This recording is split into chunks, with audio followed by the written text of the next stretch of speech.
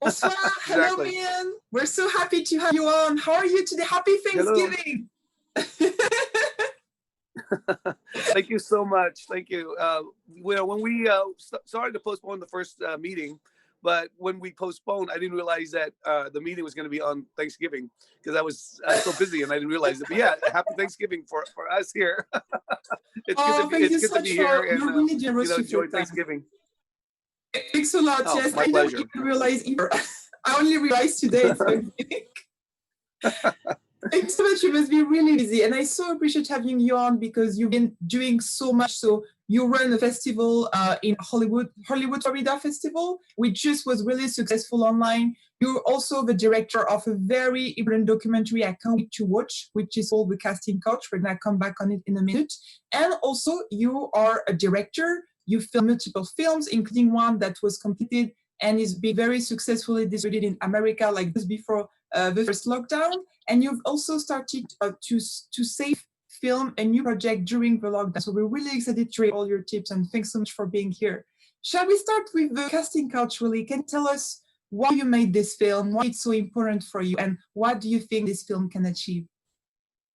Well, I started out with this documentary called "The Casting Rocking the Couch." The reason why I did that was that I really believed in helping a lot of the actors that are coming into the industry, and there's really isn't any books or anything you can read about to really learn the things that to do and things to watch out for, because there's a lot of predators out there in the industry, as we know, and also with all the news about Harvey Weinstein and all these people that are taking advantage of actors, I thought, well, this is an opportunity to really give back to society and help the actors that are coming into the industry. So that was my main goal, was to give a lot of knowledge in this documentary, and I think we succeeded in that, because in this documentary, when you do get a chance to watch it, of course, it's very, very informative. There's a lot of things that you can learn. And I think actors can really help themselves when they watch, because it shows a lot of red flags that are along the way, and things not to do, as opposed to ending up in someone's, hotel room is a perfect prime Yes. example. Yes. And also, yeah, and I think a lot of people ask the question, well, why do these people end up in these hotel rooms? Well, if you watch the documentary, it explains the reason why a lot of times these actors find themselves in these predicament, and it kind of snowballs, and one thing leads to another. And if something does happen, the documentary really helps, I guess, show or help guide you through things you can do to protect yourself. So yeah, so I'm excited about this on Amazon Prime in the United States, and I think it's pretty much worldwide now. If you get a chance to watch it, definitely check it out. That's amazing. And we'll make sure to put all the details into the presentation of this episode, because it sounds like, I feel like this documentary should almost be like an essential, for actors, anyone who starts in the industry, because when you think about it, I think the word you mentioned, knowledge, is so important, because at the end of the day, to protect yourself, it's all about education, right? Know what you do, know what you shouldn't be doing, just to protect yourself. Because I feel like sometimes there's some feeling that we don't really understand why actors end up in this situation. And I really like your title, The Casting Couch, because the whole point of this is that it never really happens like, oh, one day you're suggested that you'll be cast, and you have to pass by the catch. It's always a lot more complicated than that, right? It's, as you say, it's snowballing. So you end up in a situation Right. you don't want to be in, like you're not asking for it, but it just happens and you're kind of trapped, right? I guess this is what you've learned from making the documentary and the victims.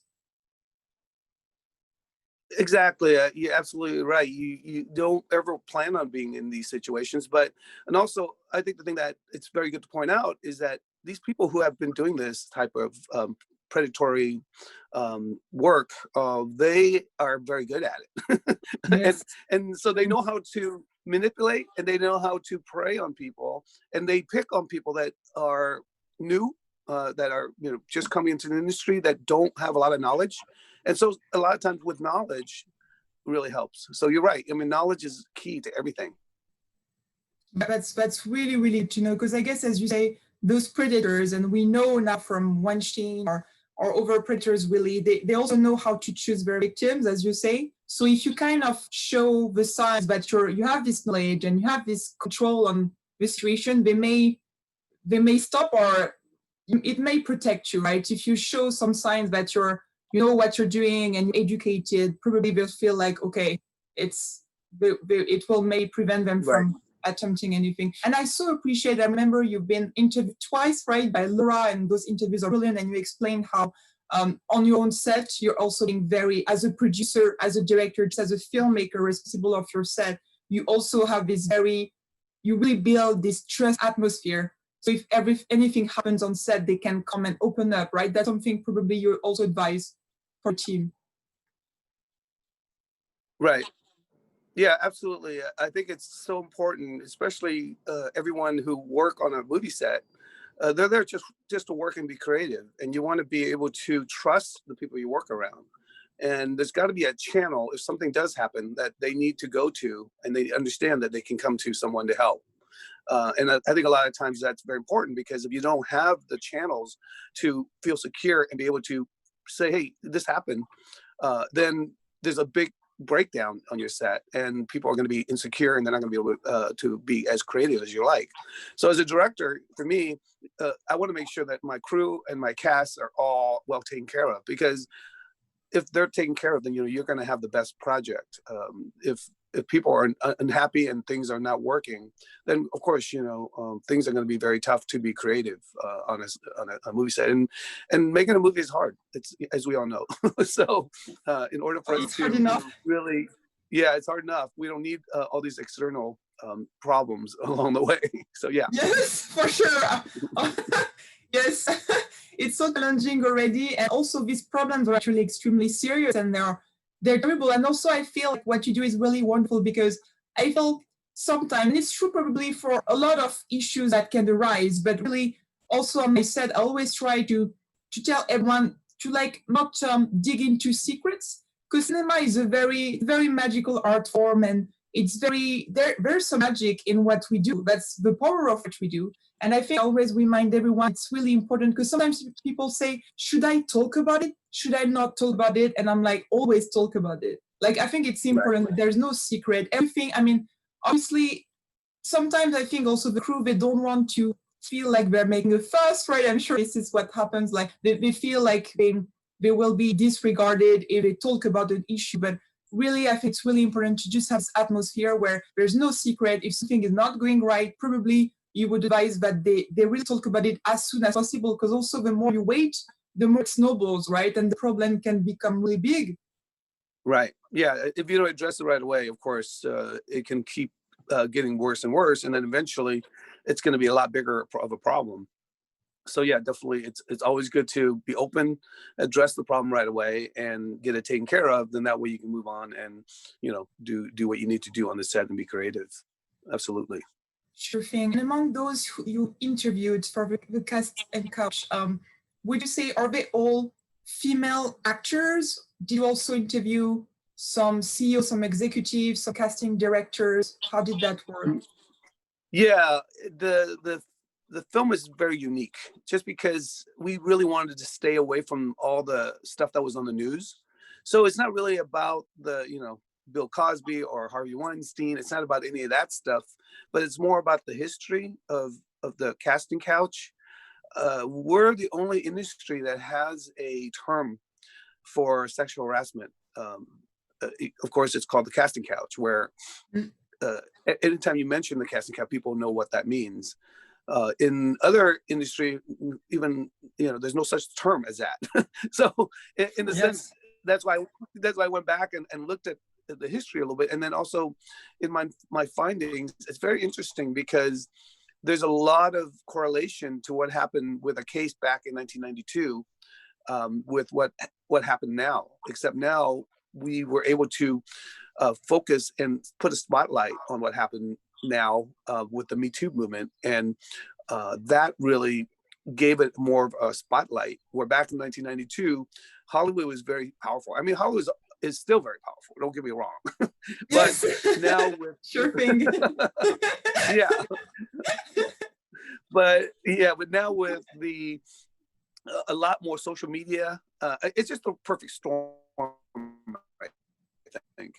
And so this that happened in 2022 could have been prevented a lot of other things that happened along the way if it would have been addressed properly. So it's interesting. You have to. I don't want to give away the spoiler, but you have to watch it, and then you'll understand the reason why that was such a pivotal point of our industry and how it could have been completely changed if that would have been addressed properly.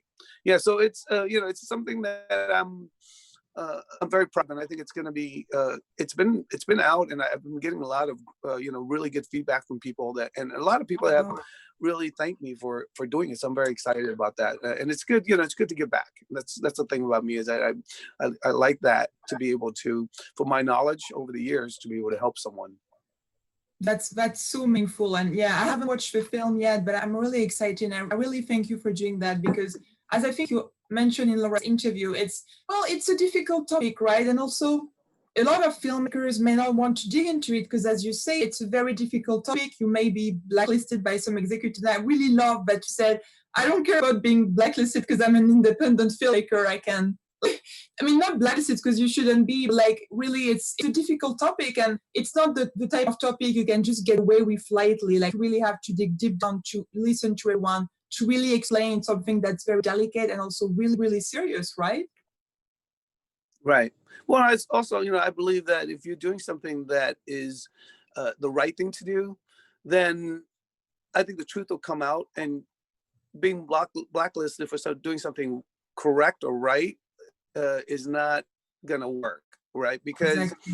all Yes. throughout history, we always have stories of people that have been doing something correct, although at the time it was very controversial. It was it could have put them out of business. It could, they could have been blacklisted, but history always shows that eventually the light will shine, and you're going to be, it's going to be fine. And so if you're doing the right thing, then I don't think you ever have to worry about that kind of stuff to be scared. And that's part of that's part of the industry too, is these people who are sexually molested during the time when they're trying to get jobs or whatever. Eventually, it comes out, and Yes. and they're right. They're right. It's I always believe that justice will prevail. That's what we all hope eventually. So we'll see. Yes. That's Yeah. amazing. I think I really appreciate you say that, because among our filmmakers, there are a lot of filmmakers who really deal with meaningful, positive messages. And I think it's really important for them to hear that if you do something correct, you can't really be blacklisted and not for long, because really at the end of the day, you're doing the right thing and you spread a message. And even if there's a lot of anxiety, social media, and always kind of being scared to be backlash somehow, you're doing something really, really good, and you'll be thanked and appreciated for that. And I really love that. I really relate to that. And maybe a last question about the film. We have a partner at the festival who is called We Audition. And so they're really the leading platform for casting online. And they really argue that thanks to the platform, they are helping the actors, because it's true that when of course, you don't have the commuting time, but also being casted online helps that if there's an issue during the casting, you just close your computer and you're safe. It's better than going to the hotel, probably for many reasons. Do you agree with that? Do you say casting online is probably one of the key to a better world for actors? Yes, I believe that. Anytime that you can show your talents without having to go somewhere, then you're not putting yourself at risk. Of course, the predators will always be able to figure a way around that. I can think of one right off the bat where they're like, okay, well, we really like your acting, but we really want to see you in person. But can you meet us? And so I think that will promote another set of discussion. And I think with that, you can also say, well, let's meet someplace public. Let's, can we meet someplace, not in your hotel lobby, but let's, I know with COVID, with being able to meet in a casting room might not be that easy. Well, why don't we go to an outdoor cafe or something like that? And then we can talk, one-on-one, because I think directors, especially with me, when I'm directing something and I have a lead that I need to know their personality, how they're able to act, and how they're able to adjust on camera, and how we interact together. Because if I'm not able to work with that person, then on camera it's gonna be very hard.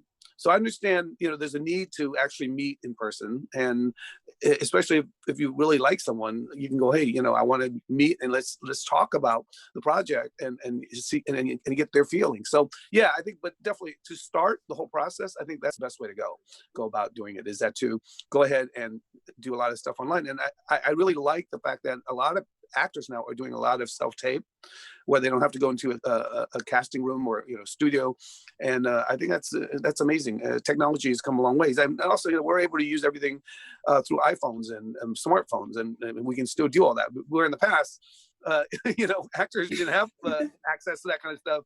They have to go, even for them to put themselves on tape, they have to go to another place, right, where someone will tape them for them. Yeah, so yeah, there's a lot of very great advantages now, which I'm very excited about. Yes, me too. I completely agree. And that's really, really good tip for all our actors to know that a well-phrased sentence, or maybe if you speak with your agent about making sure you have a location where you go for the casting, and also really make sure you double check all your online casting, who's the casting director, making sure it's absolutely legit, because there's always some, some posts on social media, like be really careful. Sometimes you're asked to send some pictures. If it's for a role that includes some nudity, really make sure you look through things, because there are dangerous people out there. So it's just about being educated and really knowing how to deal with that, or speaking with your agent. So thanks so much for this. I'm so looking forward to watching this film. And also, you've actually been filming during COVID, right? Can you talk about that and all the precautions? Because I so much enjoyed all the tips you gave about how you film, what kind of precautions you must take. That's extremely important for those who must finish up the wrap. Yeah, filming during COVID is a little more challenging. Working with unions, of course, you have to be sure that you comply with all the rules and regulations. With SAG, especially, they have their own compliance officers that they require you to have on your sets. So it's more expensive, of course, but in the long run, it really protects everyone. What we do when we film, because I just finished actually filming a little project, and we were asking all our actors to, it's more of a self-quarantine, and they have to do it on their own, and it's it's a trust thing, where we ask them, okay, look, before we start filming, can you self-quarantine for 10 to 14 days, and then could you, right before filming, go get a COVID test, and then in order for you to be on our set, you have to show us that your test is okay. And so I think that will help eliminate, well, hopefully prevent, but you never know. I mean, someone could go get a COVID test a day or 2 days prior to shooting, and then they could possibly go to the store or something, and inadvertently catch COVID. So it's impossible to be 100% sure. But with the precautions that we're taking, I think it could help eliminate a lot of that. So hopefully, again, it's tough. It's during these times, it's I always recommend not filming if you can help it, unless you have a deadline you got to meet. And also, if you're going to film, you got to take all the precautions and make sure that everyone's protected and safe. And if someone does come down with any kind of symptoms, they need to let you know, because then you got to shut down and then have that person go and retest and make sure, because again, we're in cold and flu season. It's not COVID is not the only thing that's out there. So people are getting fevers, and that could be just a cold or flu. And so, well, you don't want to take a chance, right? Because oh my God, yes, so, it's a dangerous and tricky situation. Yes. That's wonderful. You managed to film though, like with a lot of precautions, and you also really incorporated the pandemic in your film, right? Like with actors wearing masks even in the shot, didn't you? Yeah, you can do that. It's it's part of if you can incorporate it, it's great, because then it makes the film even more realistic, right? So yeah.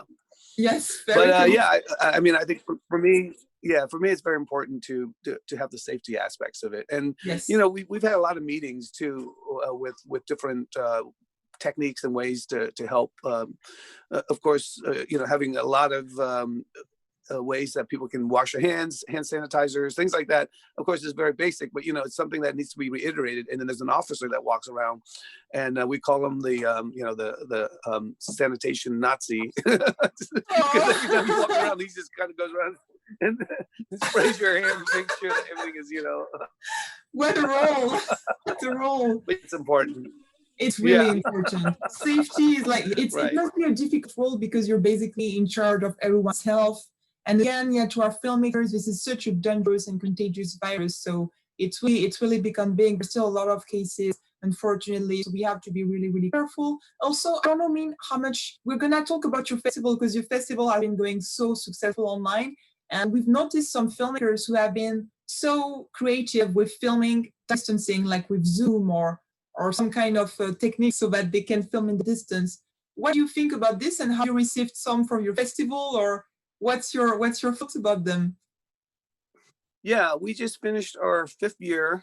We had a special anniversary edition to our Hollywood Florida Film Festival. Congratulations. And thank you. Yeah, we were very happy with the turnout, and we were extremely excited on how smoothly everything went with the festival, because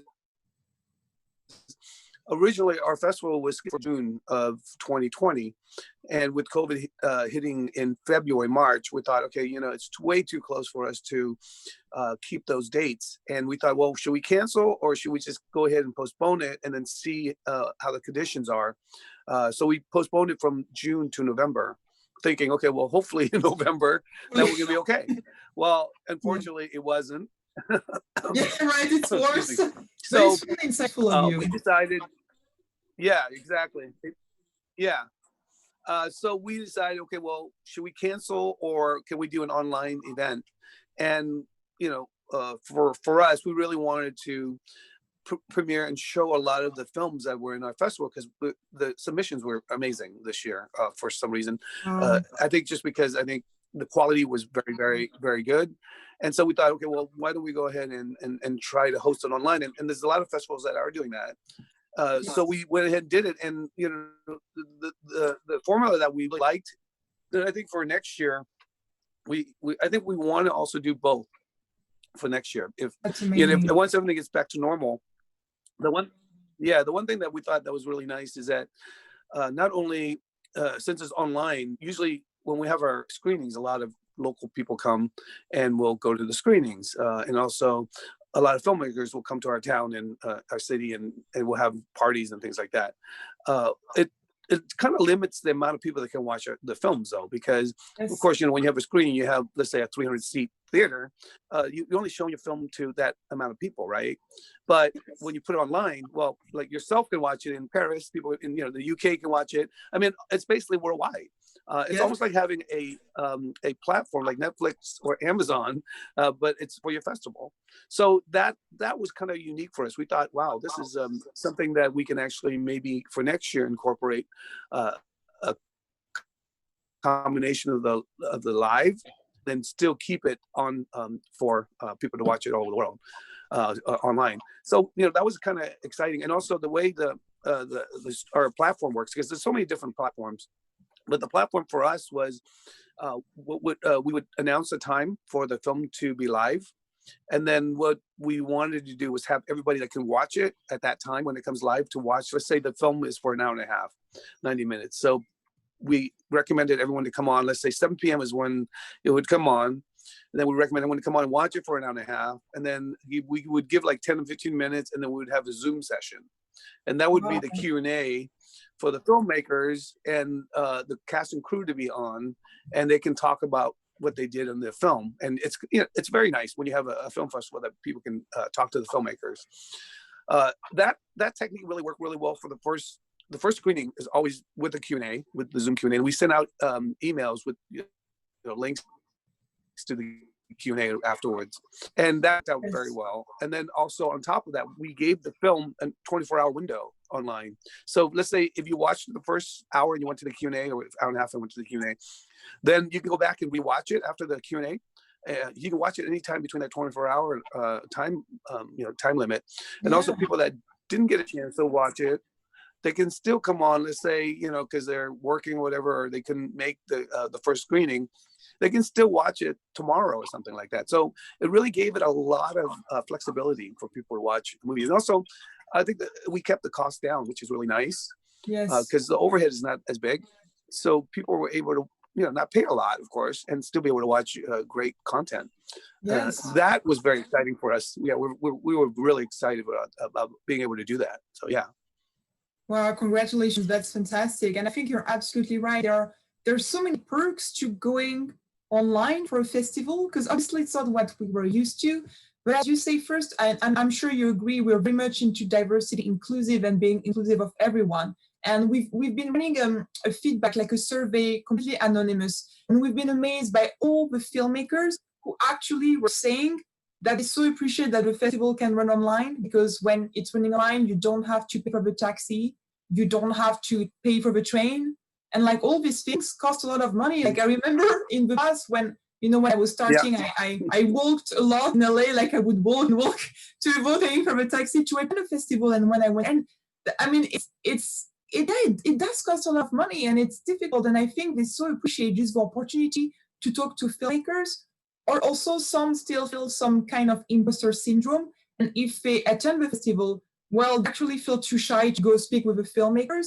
Go online, for some, it's a little easier because you can kind of hide behind your screen. It's a little more. We really, and I was amazed by this feedback, because I thought everyone would be like, no, we want to go, to be physical, we want the festival to be physical. But actually, I think it's important to also realize and acknowledge all those people who just come for going. And as a filmmaker, I think it's wonderful. It's so important to speak with your audience, especially for your first feature or your first short. You want to speak with them. At the same time, you can't attend all your screenings as a filmmaker, right? Because it's so much money just for going, for traveling. You can save this money for your next film, right? This is probably one of outtakes you took from your festival Right. too. Yeah. Well, there's two sides to that, because with our location, of course, there's a lot of exotic locations for film festivals. Paris is one of them. Hollywood, Florida is another. So in a way, as a filmmaker, I know with myself, if I get my film accepted to, let's say, Paris, I want to go. Yes, yeah, right. It's a nice destination. It's right. It's a nice destination. Right. It's a vacation as well, and of course, doing a non-pandemic year, you want to go, and of course it's expensive. But the other thing that's I think that's super important, because I do attend Cannes every year, and last year was the first one I stopped attending because they canceled. But the thing that's great about being there live too is that you do have the personal interaction with other filmmakers. You do get to meet a lot of potential people that you want to work with in the future, actors. There's so many producers. When you have the personal interaction, a lot of times you have that connection and you want to try to work with each other again. And also there's potential meeting investors. So I think film festivals have a very unique, I guess, things that you can't get by being online. But being online, there's things that you can't get when you're live, because you can't be at every screening. You can't, if I'm going to, like, for instance, when I go to Cannes, I only watch like 1 or 2 films. I just don't have the time, because there's so many other stuff going on to watch all the films. But online, I think all the filmmakers got a chance to watch every film, and people really, connected really well. So there's pros and cons. That's what we thought. Well, shoot, for next year, it's going to be amazing to be able to do both. And I think with the advent of this and what's happening, I think it's really opening a lot of people visually, being able to see what we can do and create maybe something better in the future. So yeah, I'm excited. Oh, that's wonderful. I'm excited to hear how successful your festival has been, because as you say, it's so true. Like, enjoying festivals live, there's nothing like it. At the same time, thanks to the virtual festivals, I managed to attend Randowns, Holy Shirts, like so many festivals for Los Angeles FF. So it's like really going hybrid has so many perks, and we probably improved a lot through this pandemic to become more creative with what we can do in terms of networking online. But like, really, I think going hybrid is just going to be amazing. Yeah, at Paris, you're absolutely right. We had found this venue with amazing view on the Eiffel Tower, like a rooftop. Yeah. We're really excited for it also for the next edition, because we're going to enjoy it twice as much, right? Yes, exactly. And it's something when is your When is the Paris Festival? It's going. When is it? It's running early February, so we're probably gonna Okay. extend the date slightly, as it will be virtual. So we will have more time to enjoy. And we're actually really excited about it because thanks to our partner Filmmaker, where the American Filmmaker was held this month earlier in November, we have a lot of opportunities for networking. So it's actually honestly really exciting that you can just see the tables, the virtual tables, and network with anyone from over the world. Having someone in Hong Kong, obviously our partners in the US. So we're really gonna cover 24 hours, 24. So that's actually really exciting. Wow. Yeah, that sounds exciting. I mean, there's going to be a lot more platforms that are going to be invented for film festivals that will even create it more virtual for the attendees and filmmakers. So I'm excited to see what happens in the next couple of years because Yes. I don't think the virtual online meetings and stuff are going away, even though things are getting hopefully back to normal. But I think things will continue to be. I think people are realizing that they can actually do a lot of things from their living room or from the beach. They don't have to be, which is not bad. Yeah. Or from Paris, Yeah. It's not a bad holiday. No, that's true. I think it makes a lot of sense to just like really being more creative and realizing there are things you can do. I think that, and also it's good for the planet, which is really important. And there's something I know it's really important for you too, and I love to hear your take on it because at Paris we really champion diversity. We champion females. We champion filmmakers who maybe really feel imposter syndrome, like they really feel maybe because they're not necessarily told, oh, you should do it. And I remember you mentioned Laura's interview that someone told you, oh, you can't be a director, and you're like, but why? I've been told this so many times, as a younger female filmmaker, I was like, I want to be a feature director, and they were like, oh no, just do shorts. And I was like, why? Yeah. Like, why would I do shorts? Yeah, it's crazy. Yeah, it's I have a very hard time with people putting limitations on people, and diversity is one of the things that I think that's what the world is made of. Is sure female directors, minority directors. We all are creatives, and we can all do the work, and we all have stories to tell. So why is it that someone can tell us that, well, you just because you're certain looks or certain race or certain gender that you can't do the job? So yeah, Yes. that's that kind of stuff is very, very disturbing to me. And so I always say, don't ever let those kind of things put a limit on what you can do. And I think sometimes when there is that kind of limit, it makes you want to be more successful and succeed, right? As a female director or a minority director, you want to show them, hey, look, I can do it. So yeah, I think it's so important to that, to have that open forum for everybody. That's really amazing. That really means a lot. And that's a great article for listeners. Like, if there's some people listening or watching us who feel like you're not there yet, or no, you don't have the positive energy around you, really think about things. Even if there are people very close to you, people you trust, really remember you are a creative and you can get there. Anyone can get there. Also, when we think about it, our audiences that we know, they're craving for new content, for great content that is different from what has been produced before. And they will probably love to hear your story. Like, think about Parasite, like the first non-English film to win an Oscar. Like, what are we odds? We would say before, and oh, look at this. People love this. Our audiences are craving for this type of content. I love this film, by the way. I'm a huge fan. Obviously, but I really believe so. And I think our filmmakers will understand that. Yeah, no, absolutely. Parasite was an amazing film, and well deserved for an Oscar. And of course, the director and the whole team, he's not from the United States. So yeah, I think always, pursue your dreams. I think I don't think you ever let anybody limit you from doing something because they're telling you something that they don't think you can do it.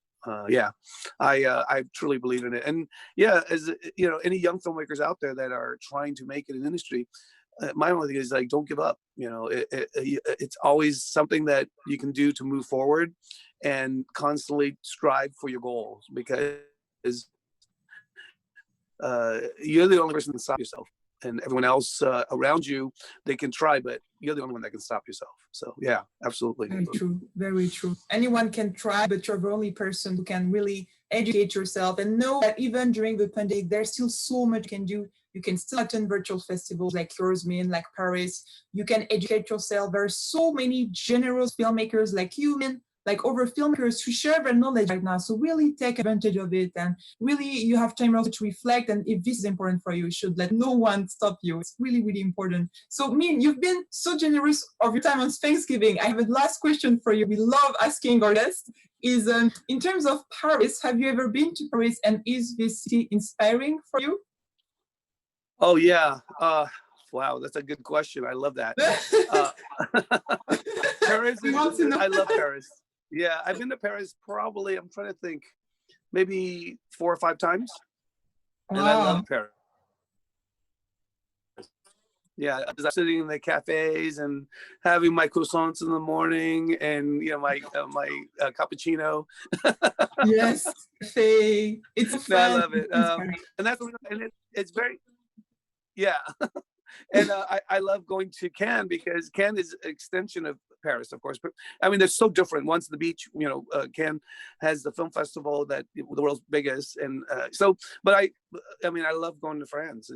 But Paris is, there's always a special place in my heart for Paris. Yeah, I love it. And it does inspire me too. When I travel, I think that really gives me a lot of inspirations. And when I travel and I meet filmmakers all over the world, and we have something in common, usually that inspires me to go back and create more projects, because I want to go back next year and say, hey, this is what I've done now, and share.